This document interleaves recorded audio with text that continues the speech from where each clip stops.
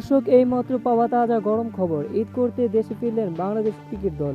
বিস্তারিত জানুন পুরো প্রতিবেদনে। দর্শক, সকাল 5:30-এ নেপালের বিপক্ষে খেলার কথা থাকলেও এই ম্যাচটির সময়সূচি পরিবর্তন হলো বাংলাদেশের দলের জন্য।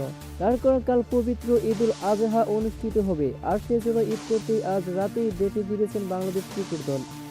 চলমান টি-20 বিশ্বকাপের সুপার 8-এ খুব কাছে আছে বাংলাদেশ। ইতিমধ্যে বিশ্বকাপে 3 ম্যাচ হেরে 2 জয় তুলে নিয়েছে বাংলাদেশ।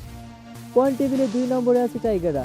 গ্রুপ পর্বে বাংলাদেশ নিজেদের শেষ ম্যাচে নেপালের বিপক্ষে মাঠে নামে শান্ত বাহিনী। এই ম্যাচে জিতলে সুপার 8-এ যেতে আর কোনো বাধা থাকবে না বাংলাদেশের। তবে না জিতলে সুপার 8-এ যাওয়ার সম্ভাবনা থাকবে বাংলাদেশের জন্য।